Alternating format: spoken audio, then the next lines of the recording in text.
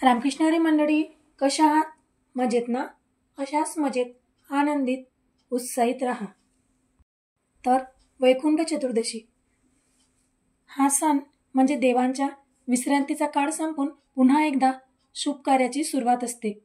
त्यामुळे आजपासून तुळशी विवाह, गृहप्रवेश, नवीन कार्य सुरू होते आणि शुभ मानले जाते.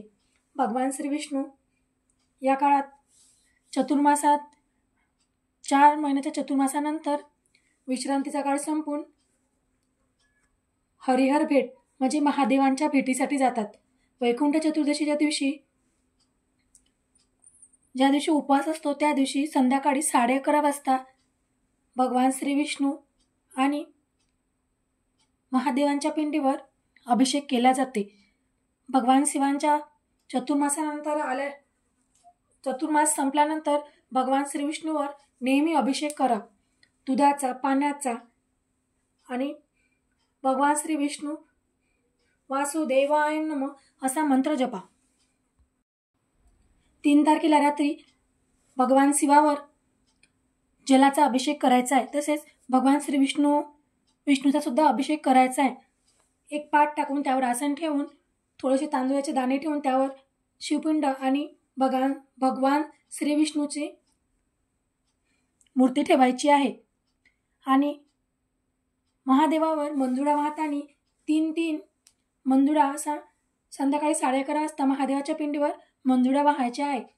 मंजुळा वाहताना वासुदेवाय नमः, वासुदेवाय नमः, श्री वासुदेवाय नमः हा मंत्र जप करायचा आहे. आणि भगवान श्री विष्णू 3 पानाचा बेल वाहायचा आहे रात्री 11:30 वाजता. आणि ओम नमः शिवाय, ओम नमः शिवाय हा मंत्र म्हणायचा आहे 11 वेळा, 21 वेळा. जेवढा मंजुळा असेल, 1 मंजुळा असेल तर पुन्हा नव्यानं स्पर्श करून असं 11 वेळा करायचं आहे. तर आजचा दिवस म्हणजे सुंदर असे भगवान श्री विष्णू आणि महादेवाचे मिलन असते. त्यांनाच हरिहर भेट असे सुद्धा म्हटले जाते. संध्याकाळी त्यांची भेट आवळ्याच्या झाडापाशी झालेली असते. त्यामुळे संध्याकाळी पूजा मांडून सकाळी सुटून आवळ्याच्या झाडापाशी पूजन केले जाते. आणि त्यानंतर पुन्हा घरी रिटर्न परत आल्यावर जो आपण भगवान पिंडीवर मंजुळा वाहिला आहे त्या शिवांना वाहिला जाते, भगवान श्री विष्णूंना वाहिला जाते.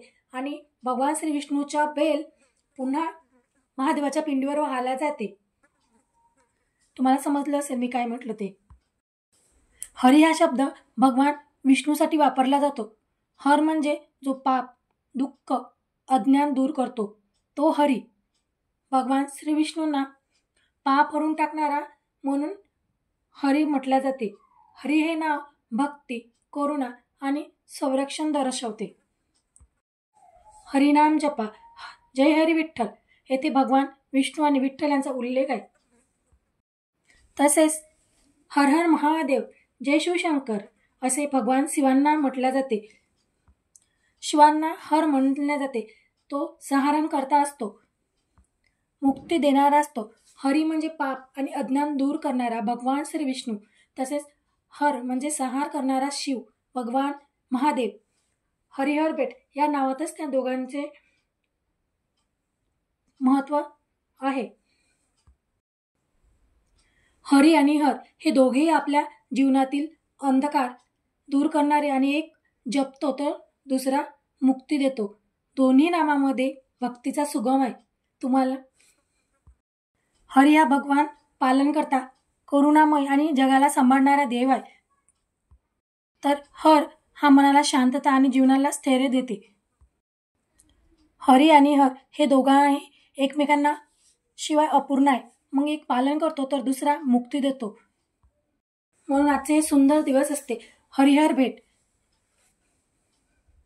आवळ्याच्या झाडापासून पूजा करून आल्याच्या नंतर आपल्याला एकमेकावरचे बेल हा पिंडीवर वाहायचा आहे. तर मंजुळा ही भगवान श्री विष्णूंना वाहायची आहे. तुम्हाला व्हिडिओ आवडला असेल तर शेअर करा, लाईक करा आणि सबस्क्राईब करा. पुन्हा भेटूया असाच एका नवीन अर्थपूर्ण विषयासह. तोपर्यंत नमस्कार. पूर्ण व्हिडिओ बघितल्याबद्दल धन्यवाद.